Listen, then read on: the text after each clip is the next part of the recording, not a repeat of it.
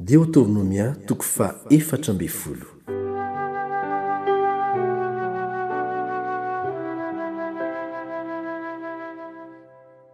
Ny amin'ny hifadiana izay fanao vetaveta na izay zavatra tsy fihinana.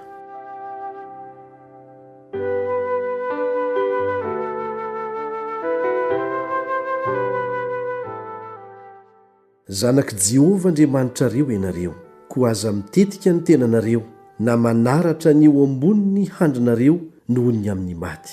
Fa firenena masina ho an'i Jehova Andriamanitrao ianao, ka voafidiny ho rakitra soa azy mihoatra noho ny firenena rehetra ambonin'ny tany. Aza mihinana izay fahavetavetana. Izao no biby izay ho fihinanareo: ny omby sy ny ondry sy ny osy sy ny diera, ny gazela, ny kapreola, ny osodi, ny pigarga, ny antilopa ary ny ropikapra. Izay biby rehetra mivaky kitro ka misaraka tsara ny kitrony sady mandinika no ho fihinanareo.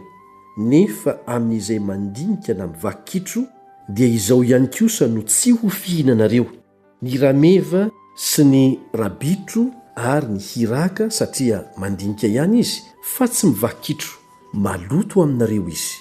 Ary ny kisoa koa, satria mivaky kitro izy fa tsy mandinika, maloto aminareo izy. Ny henany reny tsy ho fihinanareo ary ny fatiny tsy ho kasihinareo.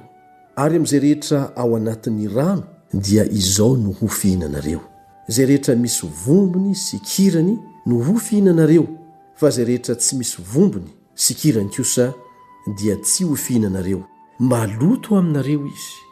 Ny vorona madio rehetra no fihinanareo, nefa izao kosa no tsy ho fihinanareo: ny volontora sy ny gipa sy ny ankoay, ary ny papango sy ny voromahery sy ny papango mainty samy araka ny karazany avy, ary ny goaika rehetra samy araka ny karazany avy, ary ny ostritsa sy ny tararaka sy ny vorondrika, ary ny tsikitsika samy araka ny karazany avy, ary ny vorondolo sy ny vorondolo lehibe sy ny ibisa, ary ny sama sy ny volontora madinika sy ny manarana, ary ny vano sy ny vanobe samy araka ny karazany avy, ary ny takidara sy ny manavy, ary ny zava-mandady rehetra izay manana elatra dia haloto aminareo ka tsy ho fihinanareo.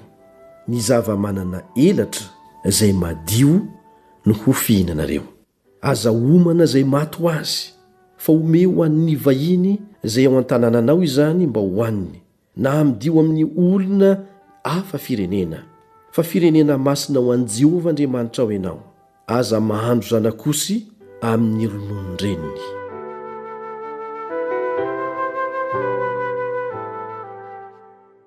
Ny amin'ny fandoavana ny fahafolokarena.